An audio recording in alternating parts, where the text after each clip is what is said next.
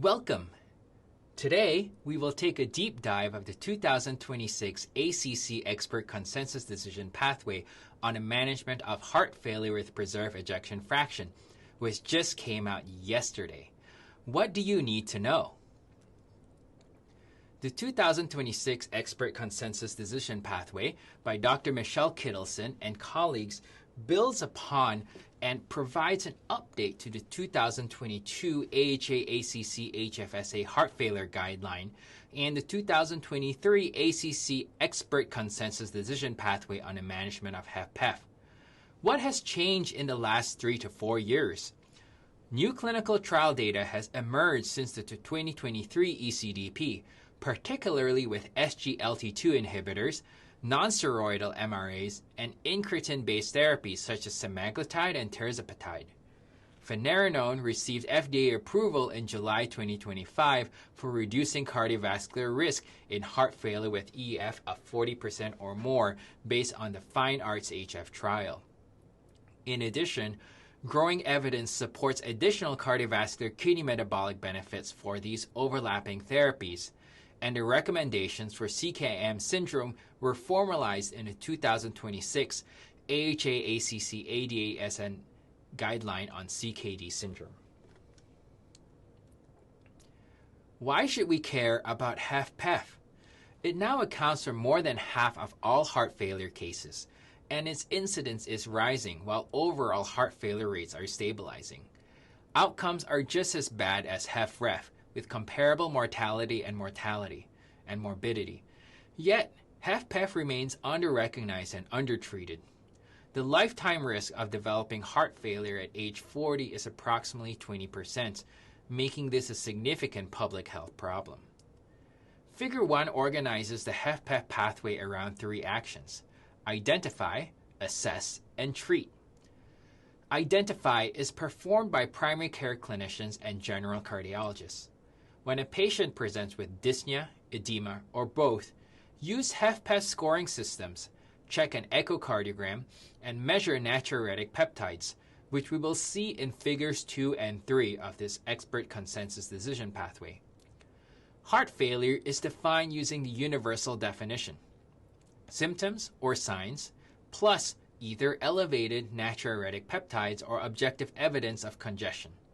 In this document, HFpEF still requires LVEF of at least 50%. Assess requires a multidisciplinary team and exclusion of HFpEF mimics, which we will see in Figure 4. Treat involves initiating optimal medical therapy, as in Figure 6, and optimizing management of comorbidities, which we will see in Figures 7 and 8. Let's start with the patient presentation. Not all dyspnea is heart failure. Dyspnea can be divided into cardiac causes, such as cardiomyopathy, coronary artery disease, valvular heart disease, pericardial disease, and arrhythmias; pulmonary causes, such as obstructive lung disease, restrictive lung disease, pleural disease, and pulmonary embolism; and other non-cardiac, non-pulmonary sources, such as anemia, neuromuscular disease, deconditioning, obesity, and anxiety. Similarly, not all edema is heart failure.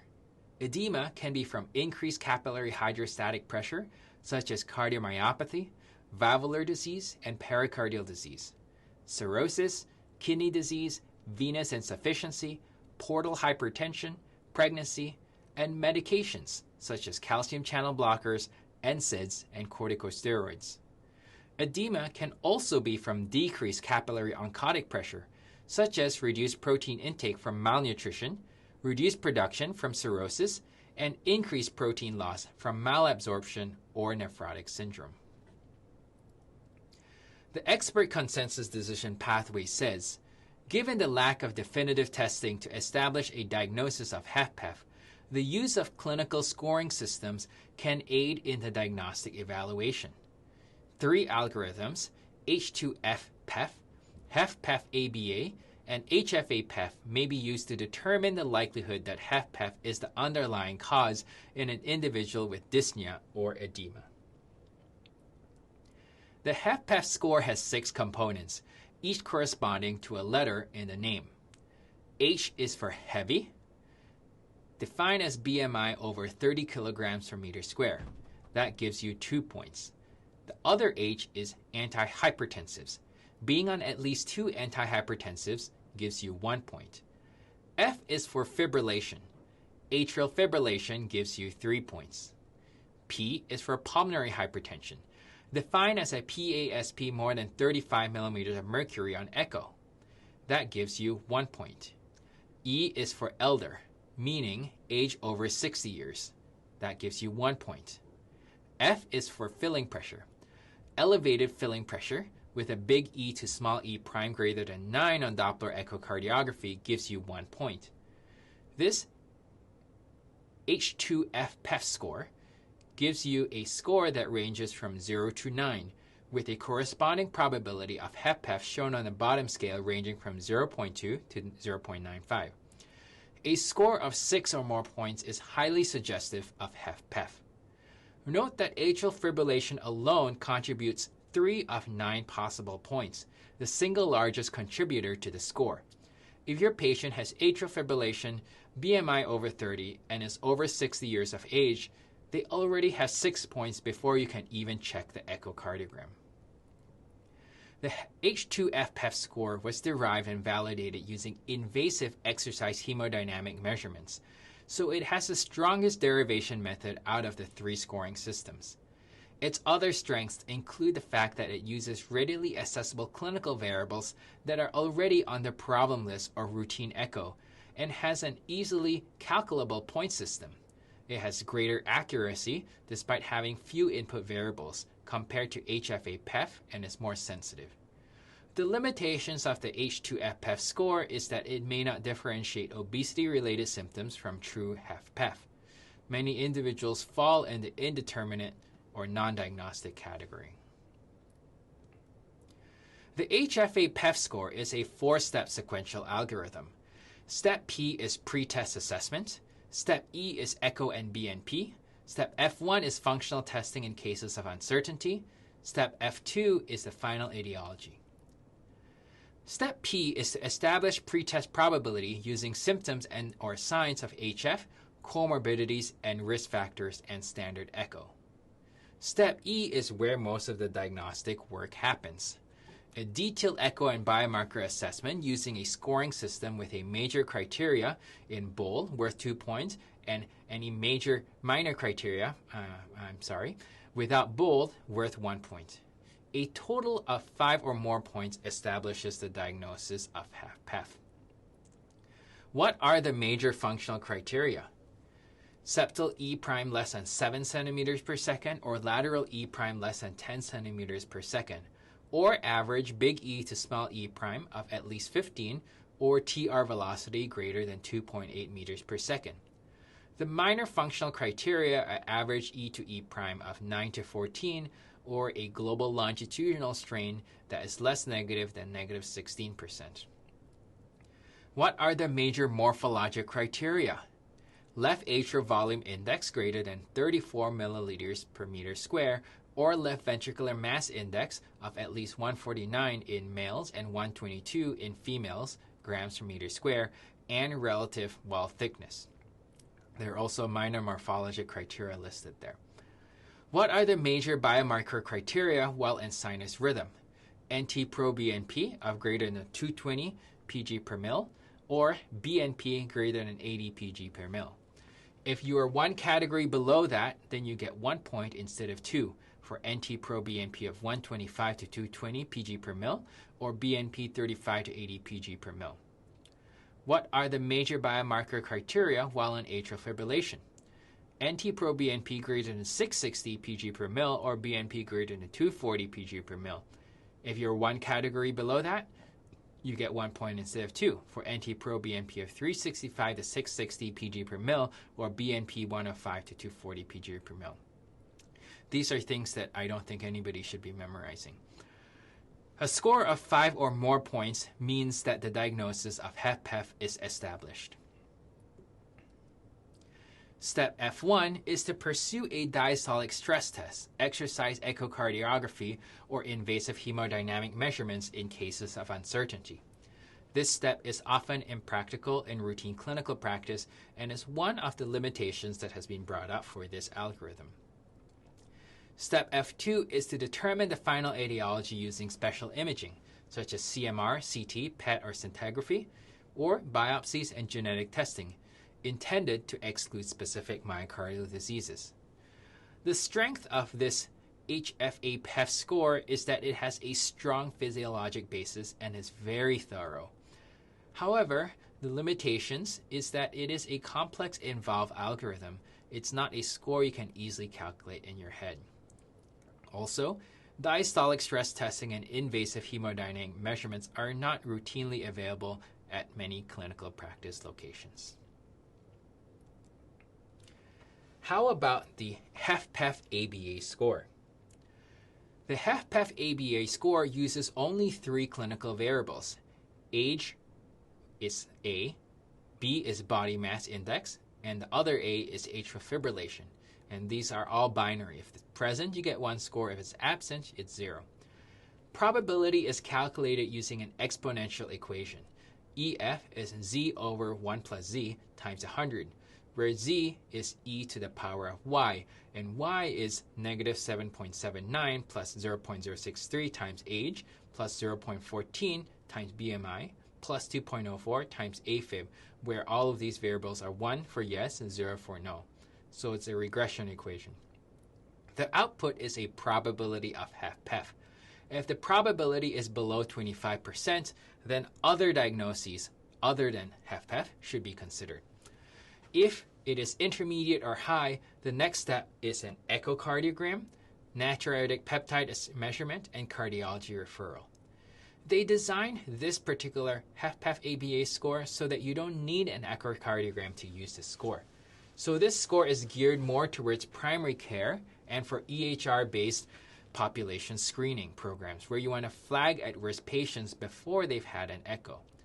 The limitations are important. The probability thresholds are not formally validated.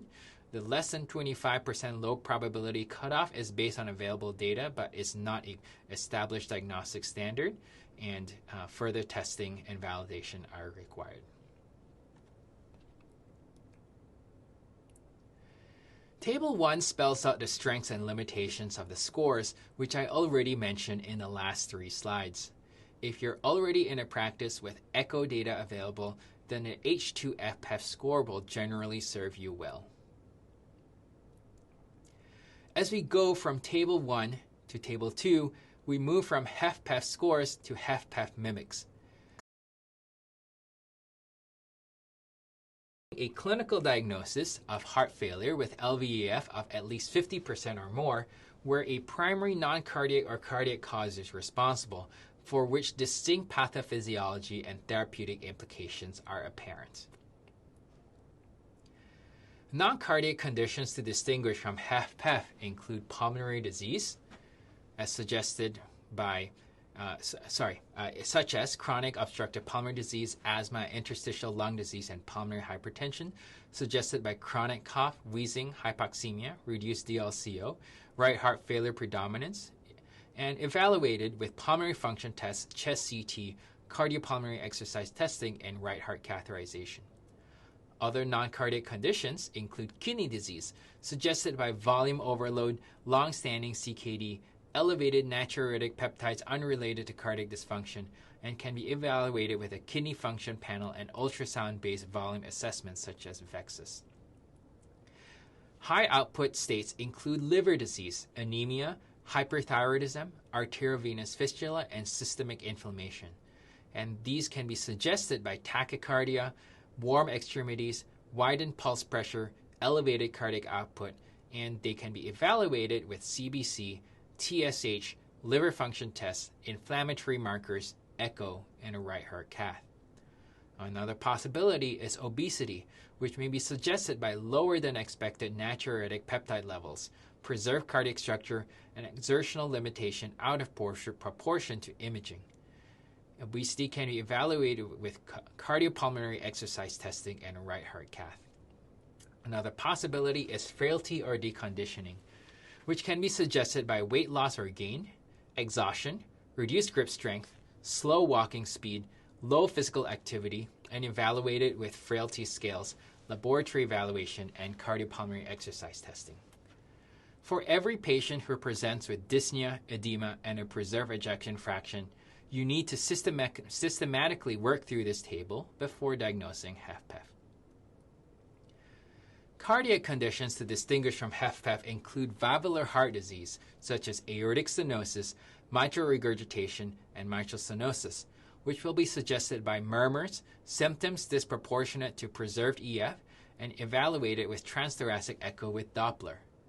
Pericardial constriction, suggested by prior cardiac surgery, chest radiation, or prior pericarditis, Kussmaul sign, or right-sided congestion. This can be evaluated with echo with Doppler and simultaneous right and left heart catheterization. If you're curious about this, please check out my episode on how to differentiate between constrictive and restrictive disease.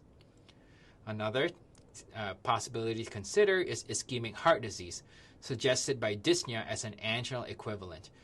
This can be evaluated with stress imaging, coronary angiography, or coronary function testing.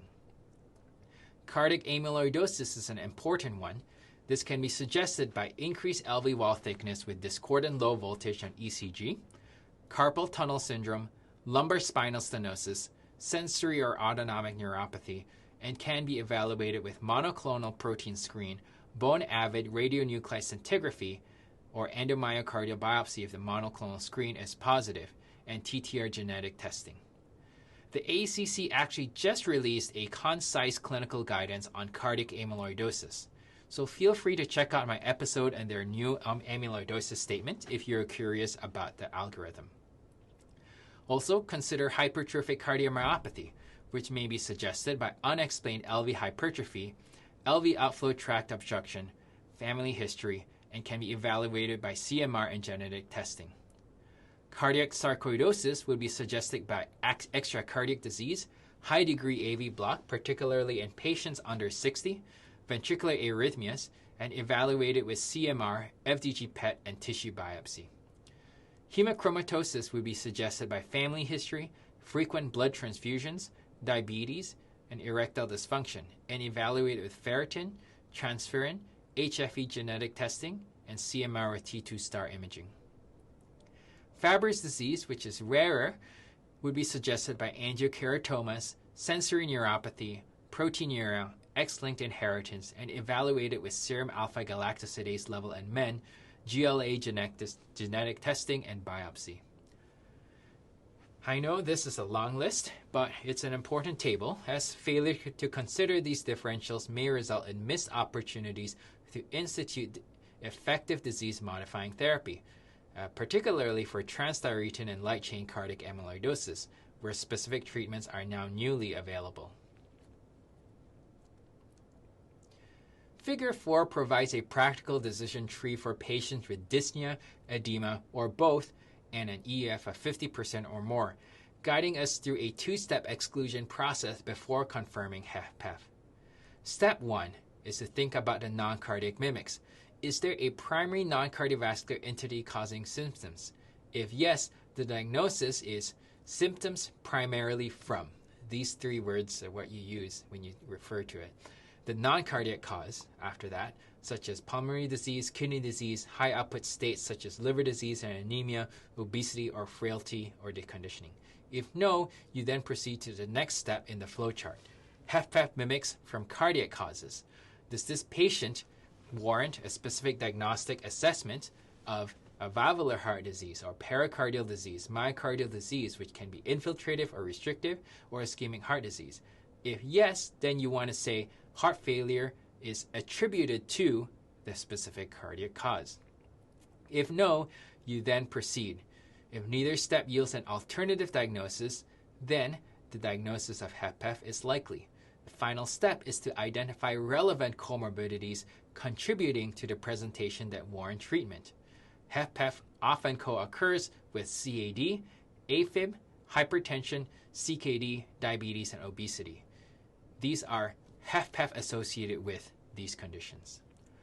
Up until now, I'm sure you've seen these terms loosely conflated in the chart. I like that the expert consensus decision pathway is making this distinction between heart failure attributed to a specific cause versus heart failure associated with comorbidities because it has therapeutic implications. From a risk factor perspective, women face greater attributable risk from hypertension, diabetes, and obesity, and also have greater unique reproductive risk factors, such as hypertensive disorders of pregnancy, gestational diabetes, infertility, and early menopause that have no parallel in men. Structurally, women tend to have smaller ventricles, more concentric remodeling, worse diastolic function, and paradoxically higher LVEF because of that concentric remodeling.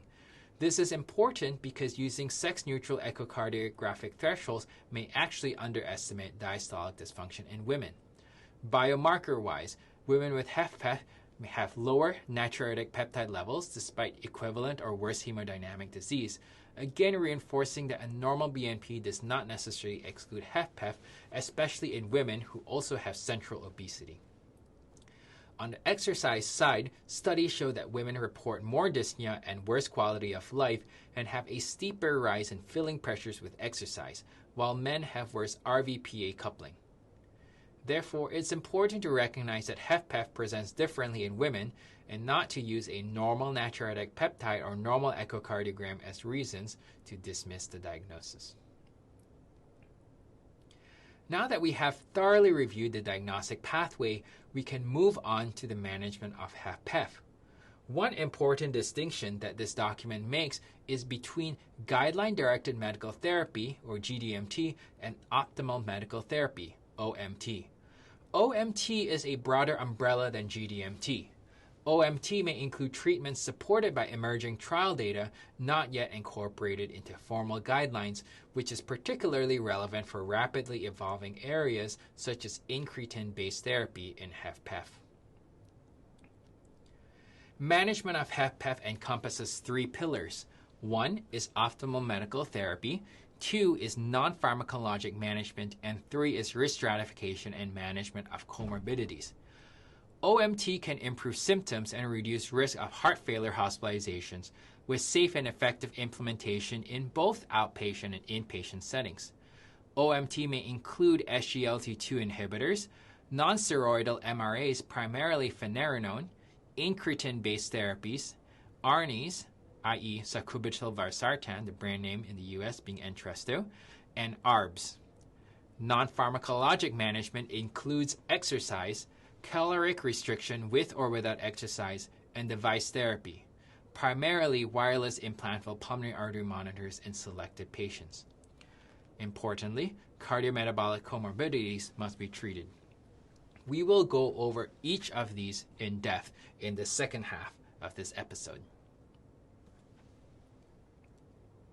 Table 4 shows the doses of the optimal medical therapy options in HFpEF. For SGLT2 inhibitors, dapagliflozin is 10 mg daily. The starting dose is the target dose. Similarly, empagliflozin is 10 mg daily. The starting dose is the target dose. Sotagliflozin is 200 mg daily starting and 400 mg target. Only in diabetes type 2 patients who are recently hospitalized for heart failure, regardless of ejection fraction.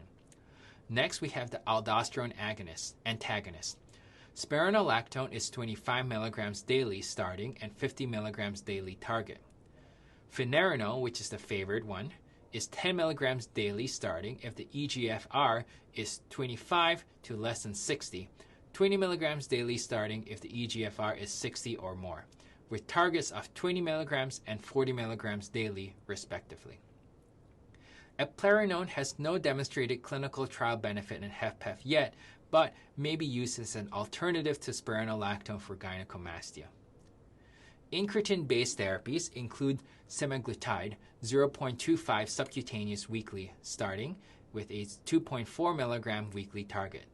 Tirzepatide 2.5 mg subcutaneous weekly starting and 15 mg weekly target.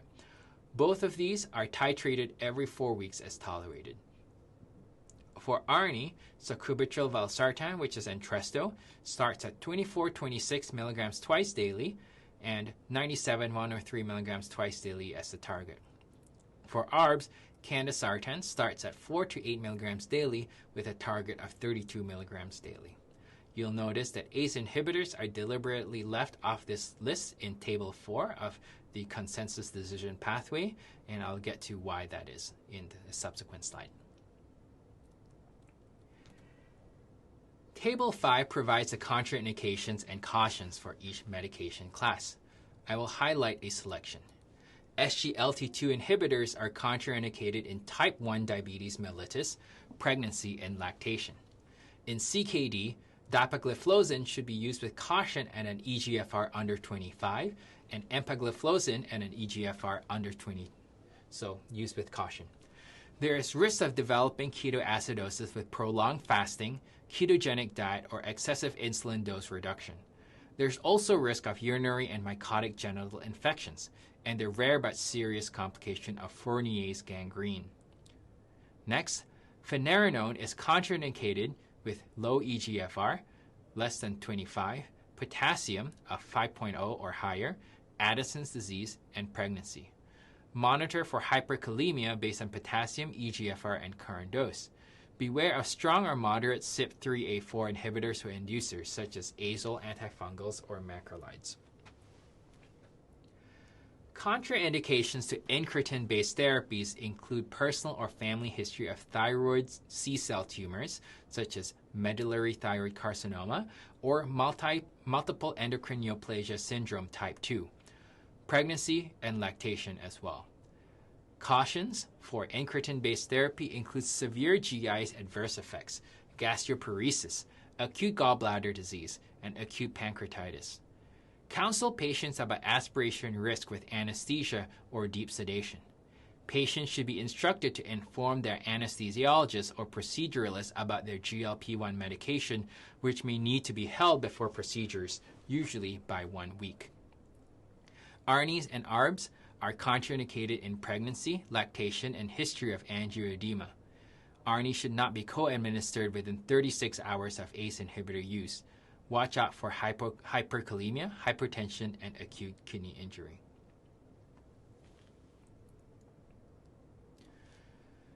What is the evidence behind each of these OMTs? Check out Figure 8, which is a benefit matrix.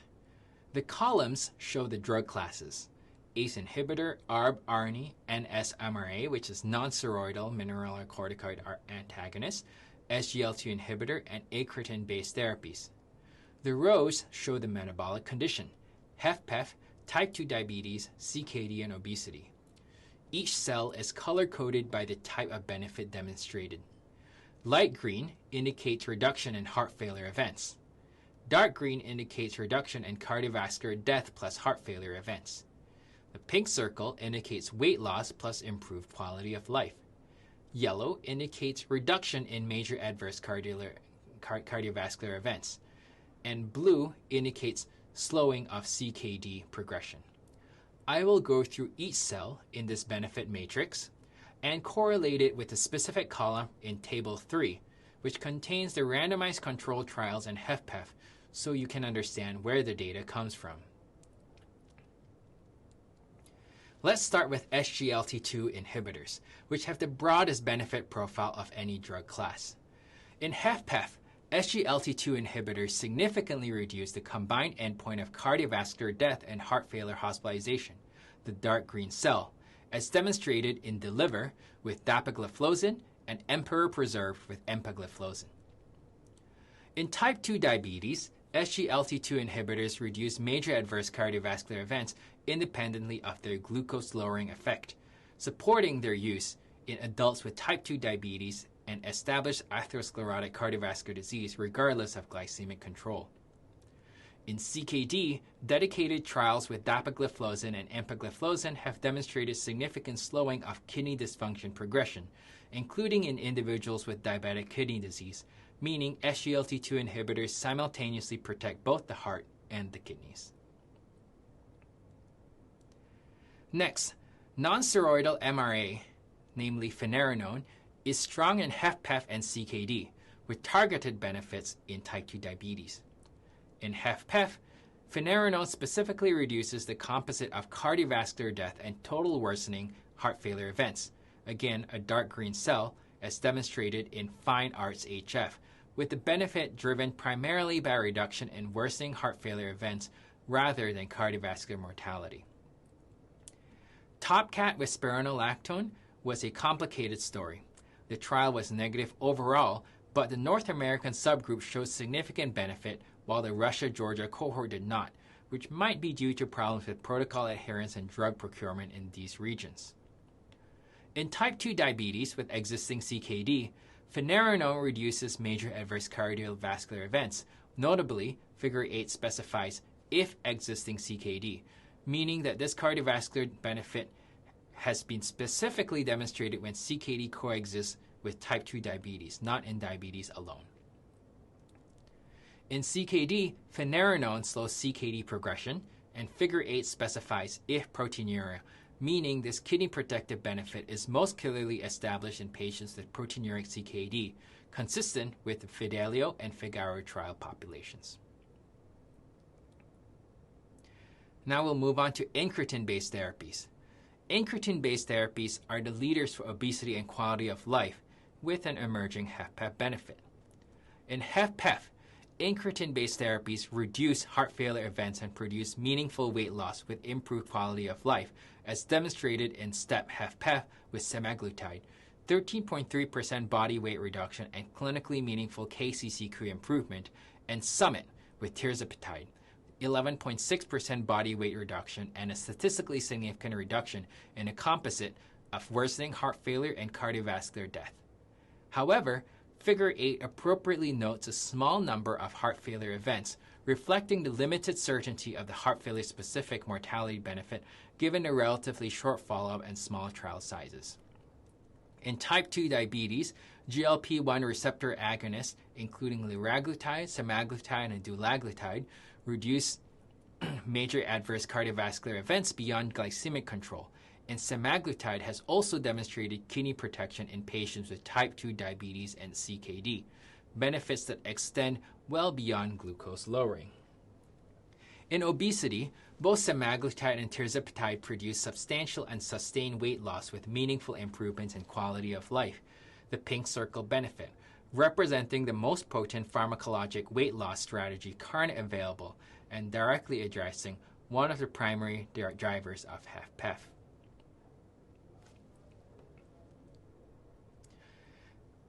Next is ARNI. ARNI has targeted HFpEF benefit in specific subgroups. In HFpEF, sacubitril valsartan or Entresto reduces heart failure events, a light green cell, but only in specific subgroups so far: women at all ejection fractions and men with LVEF below 55 to 60%.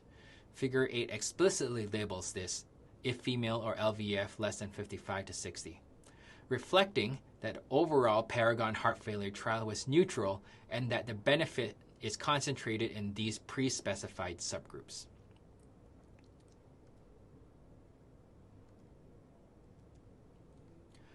ARB has inconsistent benefit in HFpEF, where it is more established in type 2 diabetes and CKD. In HFpEF, ARB show an inconsistent reduction in heart failure events. Figure 8 explicitly says their inconsistent benefit, reflecting that candesartan showed a borderline signal for heart failure hospitalization reduction in CHARM Preserved, while irbesartan showed no benefit in I-Preserve. This inconsistency limits the confidence with which ARBs can be recommended as a primary HFpEF therapy. In type 2 diabetes, ARBs reduce major adverse cardiovascular events and slow CKD progression, with established evidence from trials in patients with diabetic nephropathy, making them useful agents in a CKM population. And in the third row, we see CKD. ARBs slow the progression of kidney dysfunction through renin-angiotensin system inhibition, supporting their use as renoprotective agents in patients who cannot tolerate ACE inhibitors. So you may be asking, what about ACE inhibitors that have been missing in the prior tables? The benefit of ACE inhibitors is concentrated in type 2 diabetes and CKD, not in HFpEF. Critically, ACE inhibitors have no demonstrated benefit in HFpEF. The PEP-CHF trial of perindopril showed no benefit, and they are therefore absent from the HFpEF row of Figure 8. They should not be considered as suitable alternatives to ARBs or ARNI in HFpEF management, unless further trials show a different result. ACE inhibitors reduce major adverse cardiovascular events and slow CKD progression, representing a foundational component of cardiovascular kidney protection in this population. And in CKD, ACE inhibitors slowed progression of kidney dysfunction through renin-angiotensin system inhibition, with established trial evidence in both diabetic and non-diabetic CKD populations. I'm just realizing that I might not have told you about the subsequent rows in this prior slide. So let me tell you. In type 2 diabetes, ARBs reduce major adverse cardiovascular events and slow CKD progression, with established evidence from trials in patients with diabetic nephropathy. And then in CKD, ARBs slow the progression of kidney dysfunction through renin-angiotensin inhibition. Okay, this is the slide that I wanted to, that I forgot to tell you about the other ones. So, we need to talk about type 2 diabetes and ARNI, and CKD and ARNI. So in type 2 diabetes and CKD, Entresto provides reduction in major adverse cardiovascular events and slowing of CKD progression through its RAAS modulation mechanism.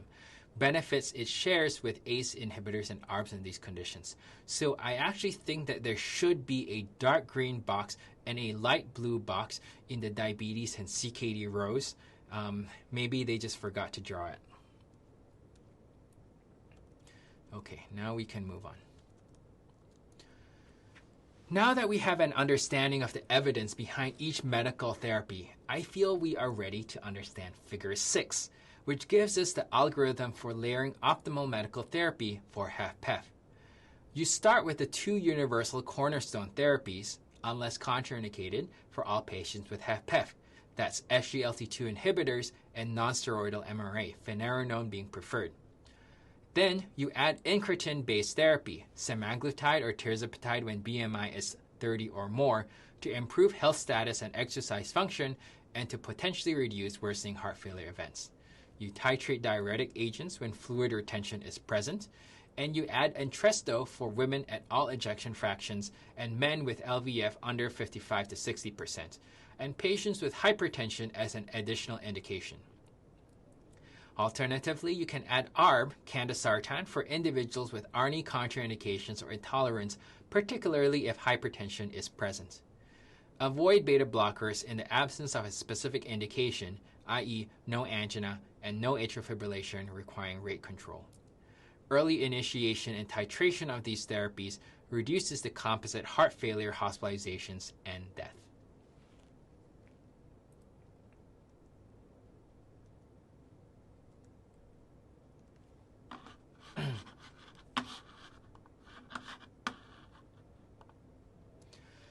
All right, so as we have discussed, the conceptual framework of HFpEF has now evolved to a complex multisystem syndrome driven by visceral adiposity, inflammatory adipokines, and metabolic dysfunction, with recognition of distinct phenotypic subgroups. Building on this evolving understanding, this expert consensus decision pathway emphasizes the importance of comorbidity management. Figure 7 provides an overview of the management strategies for the 6 major HFpEF comorbidities or phenotypes. We will go through each comorbidity systematically. Hypertension is present in up to 90% of individuals with HFpEF and is an important modifiable risk factor. Optimal systolic blood pressure target in HFpEF is 120 to 129 millimeters of mercury. Both systolic blood pressure of 140 or higher or less than 120 are associated with an increased risk of heart failure hospitalization or cardiovascular death. If you're interested, take a look at my episode on the 2025 high blood pressure guideline from the AHA-ACC. In HFpEF, ARNIs or ARBs may represent a better pragmatic antihypertensive option given their potential additional benefit in reducing heart failure hospitalizations. Multiple lifestyle interventions, DASH diet, aerobic exercise, resistance training, limiting sodium and alcohol, reduce blood pressure in an additive manner. Potassium-based salt substitutes should be used with caution in those on therapies that increase serum potassium, i.e. MRAs, ARNIs, or ARBs, as the benefit is not established in a CKM population as of yet. Atrial fibrillation affects up to 41% of individuals with HFpEF. Individuals with HFpEF and AFib have worse symptoms, more cardiac dysfunction, and increased risk of hospitalizations and death. The data increasingly support rhythm control over rate control in patients with AFib and HFpEF. Catheter ablation data from multiple analyses, including the Cabana subgroup, shows lower mortality and fewer heart failure events with rhythm control. Aggressive rate reduction in HFpEF can paradoxically worsen functional capacity through chronotropic incompetence. Interestingly, SGLT2 inhibitors and GLP-1 agonists have now shown AFib burden reduction in HFpEF, so they have that extra benefit here as well. Next, type 2 diabetes is present in up to half of individuals with HFpEF. Individuals with heart failure and type 2 diabetes have increased risk of death and worse health-related quality of life. Where possible, try to replace agents that offer only glucose control, such as sulfonylureas, with those that offer heart failure-specific benefit. SGLT2 inhibitors are foundational therapy for HFpEF regardless of diabetic status. GLP-1 receptor agonists, liraglutide, semaglutide, and dulaglutide, demonstrate additional cardiovascular and kidney benefits beyond glycemic control in individuals with type 2 diabetes. Dipeptidyl peptidase 4 inhibitors, or DPP-4 inhibitors, specifically saxagliptin and alogliptin, must be avoided in HFpEF due to observed increased risk of heart failure events. Thiazolidinediones must be avoided in HFpEF due to increased risk of heart failure events as well. The treatment of diabetes should follow the ADA Standards of Care in Diabetes 2026. Next, obesity affects 80% of individuals with HFpEF, with a graded association between increasing BMI and HFpEF incidence. Visceral adiposity directly promotes inflammation, fibrosis, plasma volume expansion, neurohormonal activation, LV remodeling, diastolic dysfunction, and impaired exercise capacity. Greater degrees of obesity are associated with higher pulmonary capillary wedge pressure during exercise, more severe symptoms, and reduced exercise capacity. Successful treatment of obesity in HFpEF requires a multidisciplinary approach: nutritional support, exercise, incretin-based therapies such as semaglutide or tirzepatide, and consideration of bariatric surgery. The 2025 ACC Scientific Statement on Management of Obesity in Adults with Heart Failure provides additional detailed guidance. More than 50% of individuals with HFpEF have coronary artery disease. CAD and HFpEF is associated with increased death, progressive myocardial remodeling, and transition to HFrEF. Management focuses on guideline-directed secondary prevention per the 2023 Chronic Coronary Disease and 2021 Revascularization Guidelines: high-intensity statin therapy, antiplatelet therapy, and optimized blood pressure control. CKD, chronic kidney disease, i.e. referring to eGFR less than 60 or albumin to creatinine ratio of more than 30 milligrams per gram, affects up to 60% of individuals with established HFpEF and is also a major risk factor for developing HFpEF. CKD and HFpEF is associated with a significant increase in death and worsening of heart failure events. Management of CKD and HFpEF focuses on renin-angiotensin system inhibitors, SGLT2 inhibitors, nonsteroidal MRAs, and GLP-1 receptor agonists, the same agents recommended for optimal HFpEF medical therapy. So, conveniently, the treatment of one condition reinforces treatment of the other. The 2024 KDIGO CKD Clinical Practice Guideline provides the framework for CKD management. Let's finish up with what I think are the most important take-home points from this expert consensus decision pathway. Accurate diagnosis of HFpEF is essential. Use the H₂FPEF score for screening, HFA-PEFF score for confirmation. Exclude non-cardiac and cardiac mimics using the stepwise approach that we presented. Recognize that BNP may be low or normal in patients with obesity or patients who are women. Give SGLT2 inhibitor for all HFpEF regardless of diabetes status. SGLT2 inhibitors can and should be initiated in the inpatient setting during a heart failure hospitalization to improve long-term adherence. Finerenone is the preferred nonsteroidal MRA for HFpEF and was FDA approved for this indication in July of 2025. For HFpEF and BMI of 30 or higher, consider semaglutide or tirzepatide. Accompany it with exercise and nutritional support to prevent sarcopenic obesity. Avoid ACE inhibitors and HFpEF for now, since perindopril showed no benefit in HFpEF in the PEP-CHF trial. ARB and ARNI are okay. Consider adding ARNI, i.e. Entresto, preferentially in women at any ejection fraction and men with LVEF under 55 to 60%.